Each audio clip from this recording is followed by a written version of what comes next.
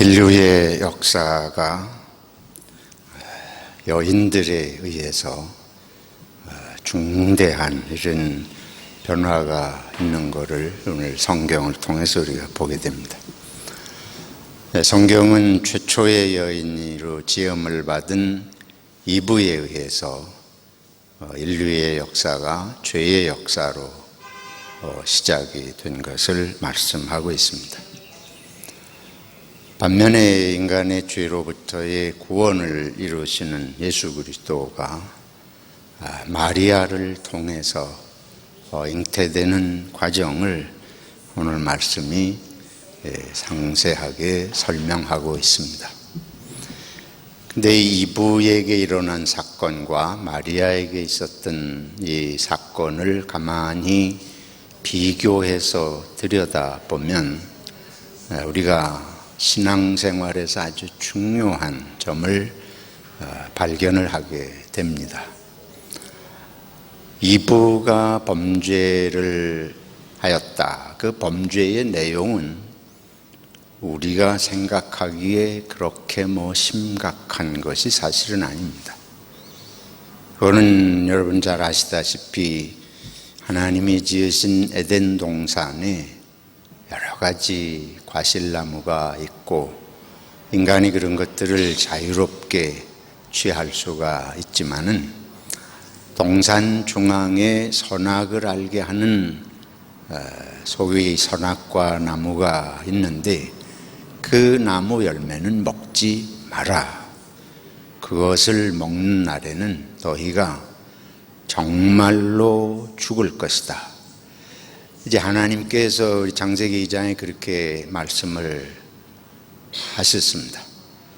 그런데 창세기 3장에 가보면 사탄이, 뱀으로 가장한 사탄이 이브에게 나타나서 그 선악과 열매를 먹으면 죽는 것이 아니라 오히려 하나님처럼 된다. 근데 하나님이 그걸 아시고 너희는 그것을 모르고 그래서 너희가 그걸 먹으면 너희 눈이 밝아지기 때문에 하나님이 그것이 걱정이 되셔서 먹지 못하도록 그렇게 금하신 것이다. 그러고는 이제 우리 아는 그런 유혹이라고도 그러고 시험이라고 어쨌든 그렇게 해서 이브가 거기 자꾸 그 사탄의 말을 듣고 선악과 나무를 들여다보니까 이 자꾸 마음이 움직여요. 하나님께서 그거를 먹으면 죽는다 할 때 그 말씀을 들었던 때하고 사탄이 와서 이걸 먹으면 하나님처럼 되고 그런 얘기를 듣고 나니까 이 생각이 복잡해진 거예요. 그래서 이제 자기 생각을 하면서 선악과 나무를 보니까 저걸 먹으면 죽을 리가 있을까? 왜 죽나?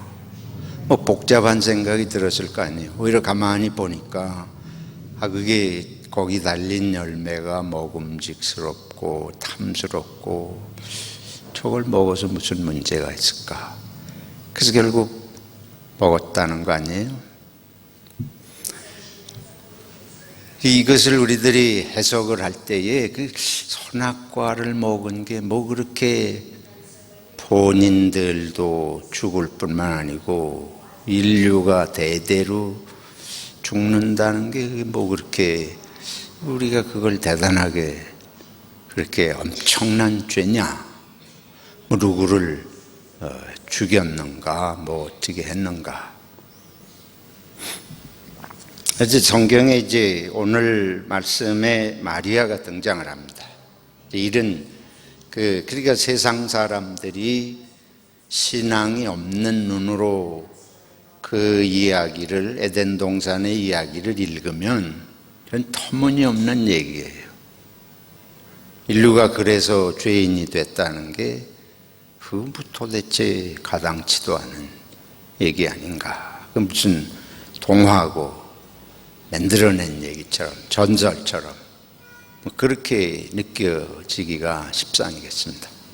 근데 그것이 말씀하는 뜻이 이제 무엇인지 오늘 이 마리아를 통해서 이렇게 반면 거울처럼 이브와 마리아를 우리가 견주어 보면서 거기 담긴 의미를 좀 새겨볼 수 있다고 보겠습니다.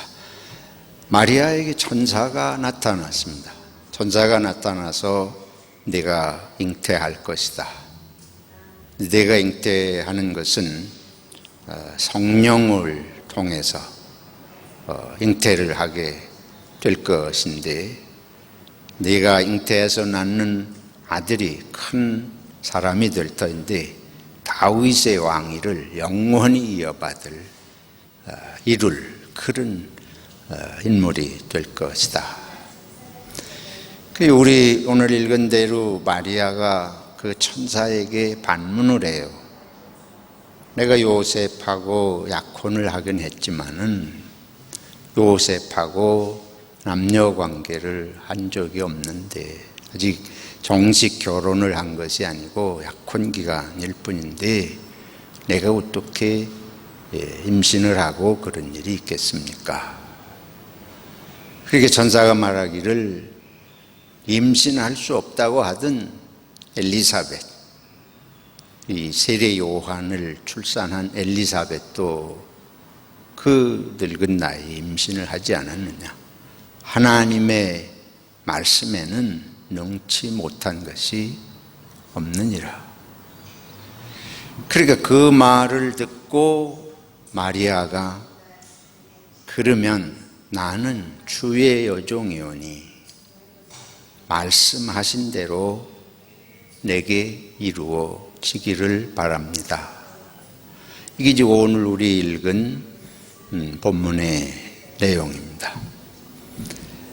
이 마리아가 우리 지난주에도 좀 마리아에 대해서 살펴보았지만은 마리아에게 일어나는 일이 그렇게 쉬운 일이 아니에요. 처녀가 임신을 한다는 거 아니에요? 마리아는 천사가 그 수태고지 임신할 걸 알려서 천사를 직접 만나고 대화하면서 이런 일이 일어났다고 할지라도 다른 사람들이 볼 때는 이건 처녀가 임신을 한 거예요. 더구나 그냥 지금 결혼 상대가 없는 처녀도 아니고 아주 애매한 시기입니다. 약혼을 한 남자가 있습니다. 요셉과 결혼하기로 하고 날짜만 기다리는 상황입니다. 근데 이게 어떻게 될 거예요? 이런 일이 실제로 일어나면 자기는 어떤 사람이 될 것인가? 이제 당장 이런 일을 자기 그 약혼자인 요셉에게 이걸 어떻게 말을 해야 돼요? 설명할 길이 있습니까? 아니, 설명을 한다고 그게 요셉이 자기가 직접 본 일이 아닌데 그걸 믿겠어요? 보통 심각한 일이 아니죠. 이게 또 세상에 드러나면 유대인들은 처녀가 임신을 하면 가늠한 여인에게는 어떻게 하게 됩니까? 돌로 쳐서 죽여야 되는 게 율법이에요. 그게 그 마을의 의무월수입니다. 근데 그런 일들이 자기 앞에 분명히 예상이 되는데 그걸 알면서 그걸 모를 리가 없죠. 누구보다 분명히 알고 있으면서 어떻게 말씀하신 대로 내게 이루어지기를 바랍니다. 이루어지옵소서. 주의 여종이오니, 이제 이 문장이 나는 주의 여종이오니, 그 말이 상당히 사실은 심각한 거예요. 그 짧은 시간에 이 천사와 마리아와의 대화 속에서 마리아가 그런 결단을 하고 그렇게 말할 수 있다. 이게 생각을 해보면 이제 이브하고 마리아를 이게 견주어서 볼 때에 이게 성경이 우리들에게 말씀을 하고 있는 내용이 무엇인가 짐작을 해보게 됩니다. 인간의 삶에서, 인류의 문제에서 죄가 이브의 그 하나님의 말씀을 어긴 것으로 말미암아 비롯되었다. 그리고 사실은 가만히 보면 선악과가 문제가 아니에요. 선악과를 금지한 하나님의 말씀이 문제예요. 그걸 하나님께서 만약에 선악과 자체가 문제라면 선악과를 먹어서 죽을 수밖에 없는 무슨 독이 있다거나 그래야 말이 될 거 아니에요. 또 만약에 선악과 속에 독이 있다 그래요. 보죠. 그래서 독이 있어서 먹지 마라. 근데 먹어서 죽은 거라면, 독이 있어서 먹어서 죽을 거라면 먹은 즉시 어떻게 1시간이나 길어야 하루나 이틀이나 독이 퍼져가지고 그렇게 죽어야 될 거 아니에요. 아담과 이브가 죽는다는 것은 선악과 먹은 후에도 죽지 않았습니다. 독이 퍼져가지고 두드러기가 났다는 말도 없어요. 그들은 몇백 년을 더 살았습니다. 그러니까 선악과를 먹는다는 것은 문자 그대로 거기서 독이 나와가지고 신체적으로, 육체적으로 영향을 받아서 죽는다는 걸 의미하는 게 아니다 하는 걸 우리 상식적으로 금방 알 수 있어요. 또 선악과를 먹는 게 정말 독이 있다든지 무슨 영향을 몸에 주기 때문에 육체의 죽음을 의미하는 것이기만 하다면 어떻게 자손대대로 죽어야 돼요? 자손대대로 죽으려면 나는 사람마다 가서 에덴 동산에 가서 선악과를 먹어야 될 거 아니에요. 아주 유치한 얘기 같지만은, 그러니까 이 선악과라고 하는 것은 하나님께서 우리의 삶에 주시는 하나의 바운더리인데, 인간은 인간으로서의 삶의 영역이 있습니다. 인간은 인간이지 인간 이상도 아니고 인간 이하도 아니에요.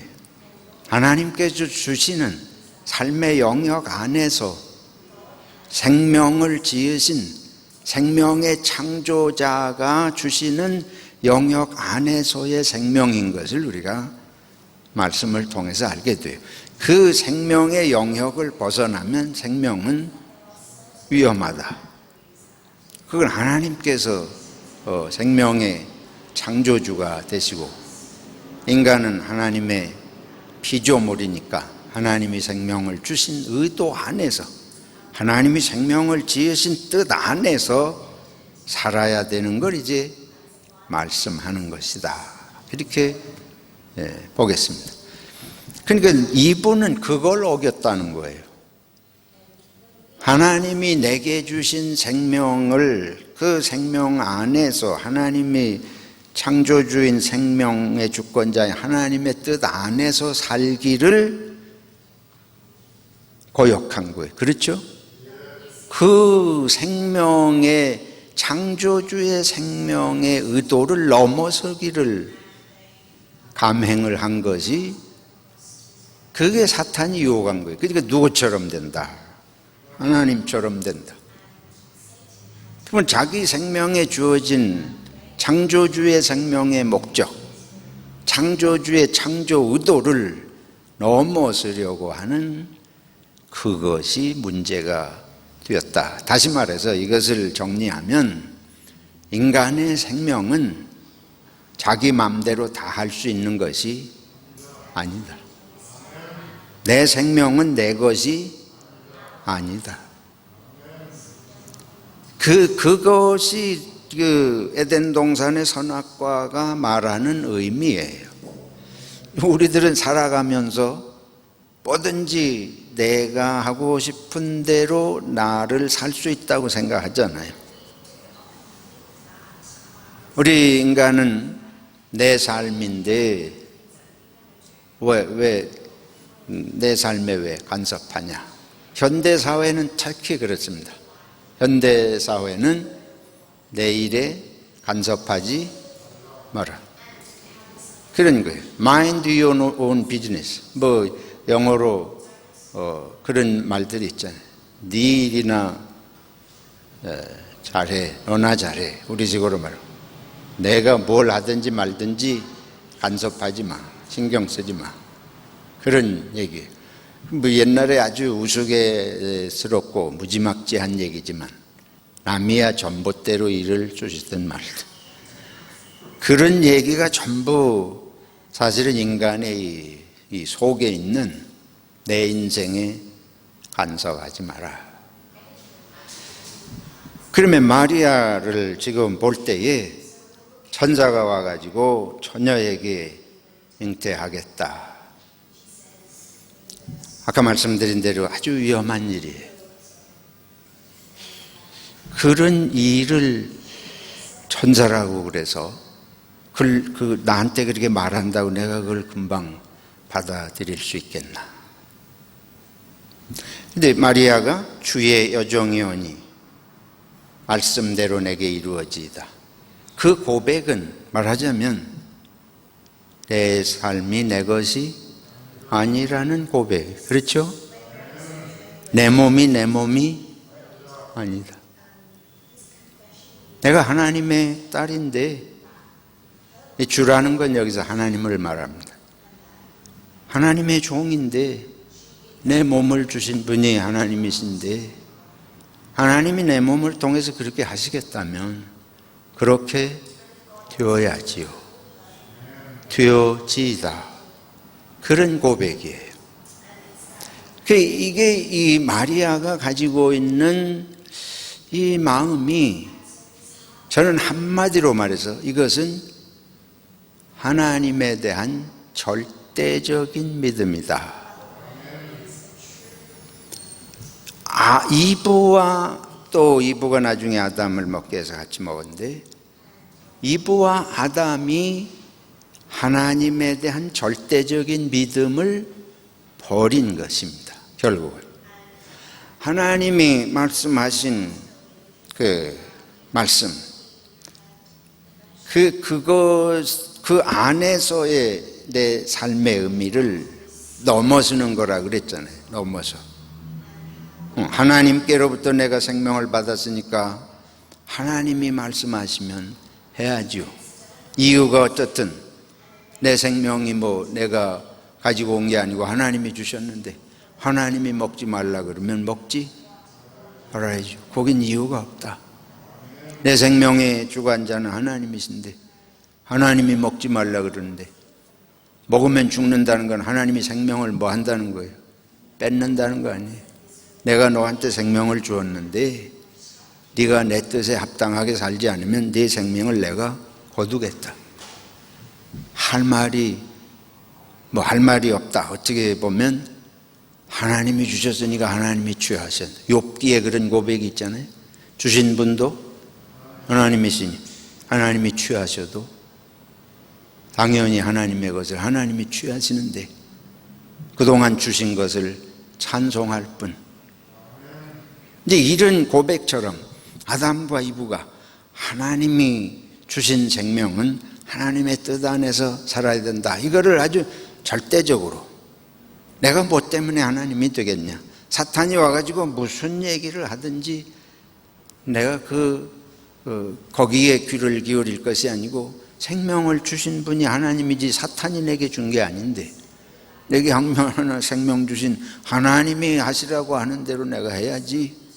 이걸 지켰어야 되는데 이거를 지 생명이 자기 것인 것처럼 이제 착각을 한 거예요. 그게 사람 속에 욕망이 생기면 우리가 이걸 잊어버리게 됩니다. 내 생명이 하나님께로부터 왔고 하나님의 뜻을 따라서 살아야 된다는 것을 우리는 날마다 이브같이 살아요. 사실은 일상생활 속에서 우리는 내 삶은 내가 주관자지 하나님께로부터 받아서 하나님의 뜻대로 살아야 된다는 생각이 하루에 그런 생각 우리 합니까?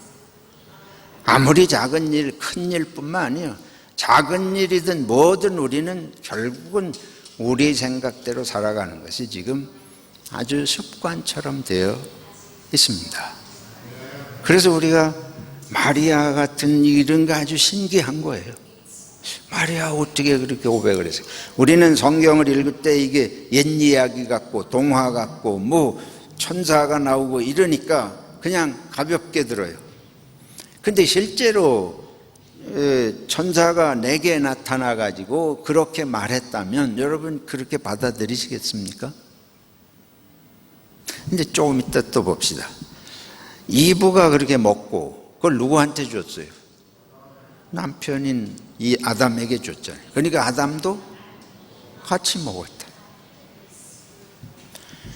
그런데 이제 마리아를 보세요. 마리아는 있을 수 없는 일이 자기에게 일어난다 그러는데, 내가 하나님의 종이니 하나님의 뜻대로 돼야 됩니다. 그런데 이제 이거 요셉이 약혼자인데 요셉이 이 사실을 알았어요. 요셉이 이 사실을 알았어요. 그러니까 마리아가 얘기를 했으니까 알았을 거 아니에요. 그 마리아가 이것을 요셉이 알고 어떻게 하려고 그랬습니까? 결혼을 파혼을 하려고. 뭐 요셉의 생각이 어떤 생각이 들었겠어요? 이 마리아가 분명히 어떤 다른 남자하고 내 앞에서 볼 때는 얌전한 것 같더니 이게 어디 무슨 뭐라 그래, 얌전한 고양이 부뚜막에 먼저 올라간다. 나 이게 어디서 딴짓을 했구나. 그래가지고 그래도 요셉이 의인이라, 요셉이 생각이 착한 사람이라 이걸 어떻게 끊고자 조용히 가만히 이 람맨 들고 그러려고 그러는데 밤에 꿈에 천사가 요셉에게 그 마리아 데려오기를 두려워하지 말라. 그 마리아에게 일어난 일은 하나님이 하시는 일이다. 그러면 요셉이 그걸 받아들이고 싶겠어요? 자, 여러분이 나는 마리아 같이 여자다, 여인이다. 그럼 마리아 같은 일이 내게 일어날 때 내가 그걸 쉽게 받아들이겠나? 내가 요셉 같은 상황에 있다, 우리 남자들이. 그래서 우리 여자들이나 우리 남자들이 마리아와 요셉이 현실에서 내게 일어나는 일이라고 그러면 나는 어떻게 반응을 했을 것인가? 나는 어떻게 그거를 처리하고 판단을 할 것인가? 근데 사실은 이런 일들이 이건 엄청 심각하고 중대한 인류 역사를 뒤흔드는 일이지만은 우리 개인적으로 조용하게 이게 결과적으로 그렇게 역사에 중대한 문제지만은 가만히 내 가정에서 내 사생활 속에서 일어난 일들을 보면 내가 하나님의 말씀을 내가 그렇게 심각하게 생각할까? 내게 엄청난 위협이 되는, 평생 안고 가야 되는 이 문제일 수 있는데 이런 일들을 내가 정말 감당하고 갈 수 있나? 하나님의 말씀에 대한 절대적인 믿음이 없이는 이렇게 할 수 없지 않습니까? 하나님의 말씀에 대한 절대적인 믿음이라고 하는 것은 두 가지를 생각을 해 보게 됩니다. 첫째는 우리들의 생각은 지난주에 살펴본 대로 종교심이, 우리의 종교심은 잘 되는 게 목적이에요. 잘 되지 않는 것을 하나님 앞에 복을 빌고 뭐 하나님이 얘기한다고 그래서 듣고 이런 게 우리들의 신앙의 목적은 뭐 거의 없습니다. 그런데 여기 이제 마리아를 볼 때에 마리아에게서 예측되는 일들은 하나님이 자기에게 개인적으로 볼 때는 뭐 그렇게 좋은 것이 예상이 되는 일이 아니에요. 근데 그 하나님의 말씀이 내게 위험이 예상되고 내게 불행이 예상되는 일을 말씀이 나에게 말씀하실 때에 내가 그걸 믿을 수 있는가? 믿는다고 해도 그걸 받아들일 수 있겠는가? 그러니까 절대적인 믿음이라고 하는 거를 우리가 이 혼동하면 안 됩니다. 어떤 사람들이 믿음을 이렇게 생각하는 사람들이 있어요. 하나님을 잘 믿는 믿음이 뭐냐? 우리 마가복음 마지막 16장 17절 18절에 보면 예수님을 믿고 하는 사람들에게 장차 일어날 표적이 있는데 그 중에 하나가 뱀을 집어 들어 올리며 무슨 독을 마실지라도 해를 받지 아니하며 이런 구절이 나오잖아요. 또 예수님이 베드로에게 무리를 걸어오라, 이거를 믿음으로 생각하는 사람들이 있습니다. 그래가지고 실제로 성경이 말한 대로 믿어야 되니까 그걸 믿어야 믿음이다 생각하고는 뱀을 안 무는 뱀 골라서 무너뜨는 건 상관없겠지만은 독사를 집어들고는 나 하나님을 믿으니까 끄떡없다, 그건 믿음이 아니에요. 그건 하나님을 시험하는 거지 그게 믿음이 절대로 믿음이 아닙니다. 여러분이 베드로같이 믿는다고 이 시드니 바닷가에 아무데나 걸어 들어갈 그게 믿음이 아니에요. 나는 이거 못 걸어 들어가니까 믿음이 없는 건가? 그게 아닙니다. 쓸데없이 왜 그래요? 그럴 수밖에 없는, 다른 피할 길이 없는 상황에서 하나님이 기적을 일으키시는 걸 말씀하는 거지, 하나님의 능력을 시험한다고 그렇게 하는 것이 믿음이 아니다. 그거는 아무에게도 유익이 되지를 않습니다. 지금 그런 위험한 일에 대한 믿음이라는 것은 위기 상황에서 누구에게 유익을 준다든지 구원을 한다든지 사람들에게 이럴 때에 하나님 앞에 매달리고 간구하는 걸 말하는 것이고, 지금 말씀드리는 이 마리아가 하나님을 절대적으로 믿었다 하는 믿음은 내게 불행이 예측이 되는 일, 내게 고통이 예상이 되는 일, 세상에 가장 욕을 먹고 돌로 침을 당하고 말하자면 일생을 짊어지고 가야 될 그 무슨 짐이 예상이 되는 일인데도 하나님의 뜻이 그걸 통해서 이루어진다는 걸 믿는 걸 말하는 것입니다. 하나님의 뜻이 이루어지는 것을 믿는 것이. 그럼 하나님의 뜻이란 무엇이냐? 나의 고통과 불행과 낮추임을 통해서 하나님은 모든 하나님의 백성들을 구원하시고 복을 주시고 하나님이 하나님 나라 공동체 전체에게 유익을 끼치시는 일을 위해서 나를 헌신의 희생의 제물로 삼으실지라도 그게 하나님의 선하신 뜻이라면, 많은 사람들의 구원과 유익을 위한 뜻이라면 하나님의 뜻이 내게 이루어지옵소서 하는 걸 말하는 것입니다. 이 믿음은 꼭 필요한 참된 믿음인 줄로 믿습니다. 우리가 예수를 믿는다고 말을 해요. 예수를 믿어서 병을 고치고 기적이 일어나는 것도 있습니다. 그것도 믿음이에요. 근데 우리가 예수 믿고 구원받는 데 대한 믿음은 예수 믿어서 내가 구원받아서 개인적으로 천당에 가는, 이거는 이 믿음은 마리아가 말하는 믿음하고는 아주 질적으로 다른 거예요. 사실은 이게 아주 어떻게 보면 이기적인 믿음일 수가 있습니다.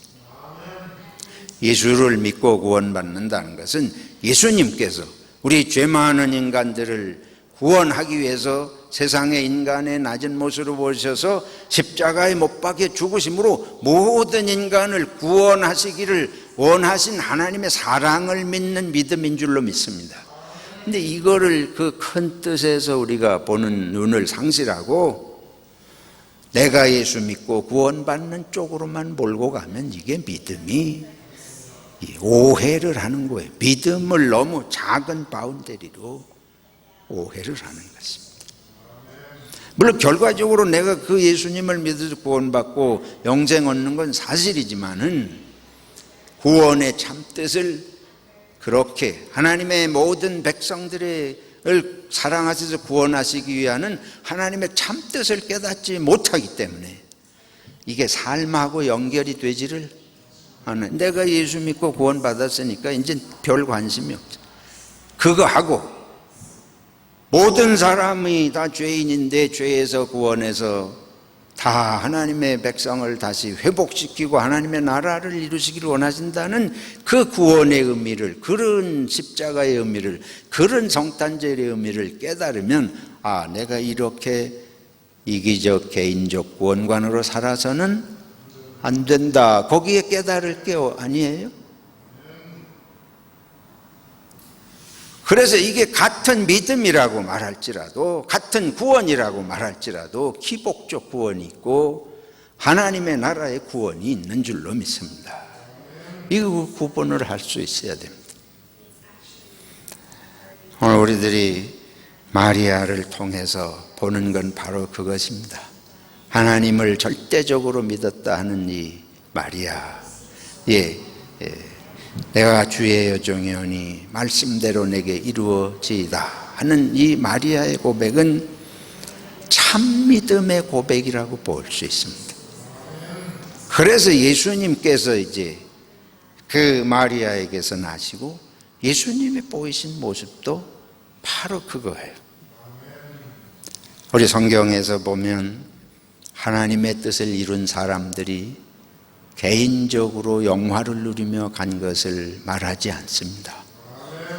하나님의 뜻을, 하나님을 믿고 하나님의 선하심을 믿고 그 길을 간 사람들의 삶이 우리가 생각하는 것처럼 그런 영화로운 길이 아니에요. 고달프고 험하고 외롭고 고통스러운 일들이 삶 속에서 끊임없이 계속되는데, 그리고 버려지는데, 외면당하는데 하나님의 선하신 뜻, 나를 향하신 선하신 뜻이 아니라 하나님의 백성들을 향한 하나님의 크신 선하신 뜻을 받아들이는 믿음들이 그들에게 있었던 것을 알 수 있습니다. 모세도 그런 인물이에요. 요셉도 그런 인물입니다. 아브라함도 마찬가지입니다.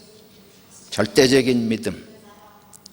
아브라함의 예를 들어보면 백세에 얻은 아들을 제물로 바쳐라. 그거 하나님이야. 그게 선하신 하나님이야.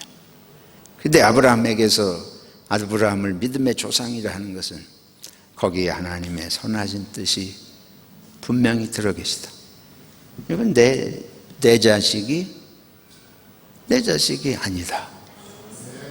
우리 그 창세기 22장, 15장, 22장 계속 그 반복되는 말씀들이 나오는데, 이 아브라함에게 독자 이삭을 바치라. 실제로 바치려고 한 모습을 보고 하나님께서 네가 네 독자의 아들의 생명까지라도 아끼지 아니한 걸 보니까 나를 참으로 경외하는 줄을 알겠다, 안다. 하나님을 경외하는 이유가 뭐예요? 두려워서, 무서워서.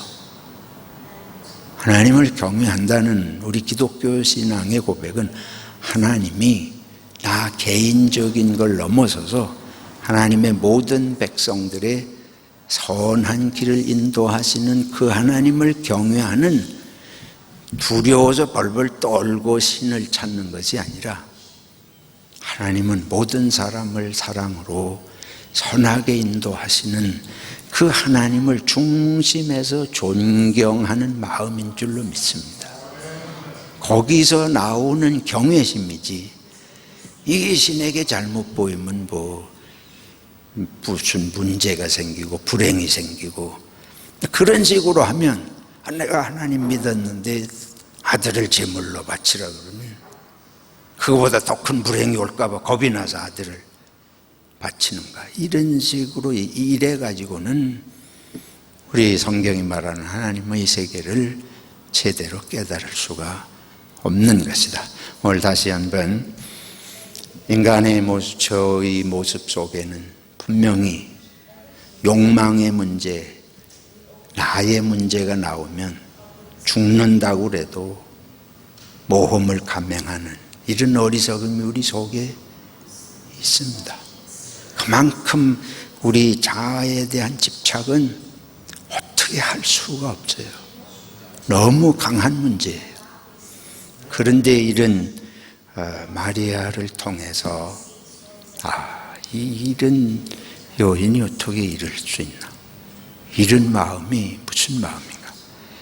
이 마리아 앞에서 우리 자신의 마음을 다시 돌이켜보면서 그에게서 나온 예수 그리스도를 또 생각하면서 이번 성탄절에 내 속에 가득하게 아주 이 말뚝을 박아놓은 것처럼 자기 집착적인 이 모습에서 좀 내가 주의 아들이고 딸이오니 주님의 뜻이 내게 이루어지기를 바랍니다. 나를 좀 포기하는. 그래서 결론적으로 가정에서 우리가 살아가면서 내가 아내의 마음대로 되기를 바랍니다. 이제 현실하고 연결입니다. 신앙이라는 건 맨날 하나님한테만 하나님 뜻대로 되어지이다. 근데 그거는 반쪽짜리 신앙. 그거 정말 신앙 같지만 이건 반쪽짜리. 이것이 내 가정에서 막 부부지간에 얘기하다가 당신 뜻대로 되어지기 바랍니다. 그러면 죽을 것 같잖아요. 내 생각대로 안 돼. 실제로 우리가 그렇게 이 현실에서 이웃하고 얘기하다가도 내 생각대로 안 되면 죽을 것 같아. 가지고 입술이 파랗게 해가지고 숨이 넘어갈 것 같이 내 생각을 밀어붙이려고 하는 이런 거 우리 실제로 있잖아요. 그게 다 지배욕입니다. 우리 속에 지배욕이 가득해서 누구도 지배하고 싶으냐면 하나님도 지배하고 싶어요. 그게 누구처럼 된다는 거예요. 하나님처럼 된다. 우리 속에 그런 게 누구든지 가득해요. 이걸 좀 돌이켜보면서 실제로 죽이 되든 밥이 되든 떡이 되든 뭐가 되든 이 하나님, 오늘 교회 갔더니 목사가 이런 설교합디다. 그러니 내가 어떻게 됐든 한 번쯤 내 맘대로 안 되는, 내 인생이 내 맘대로 안 되고 다른 사람이 나를 맘대로 주장하는 걸 내가 얼마나 참아보고 얼마나 감당할 수 있겠나. 그리고 그것의 결과가 어떻게 오나, 이걸 내가 어떻게 좀 실제로 실천해 볼 수 있을까. 여러분들 좀 고민해 보시기 바랍니다. 저도 고민이에요.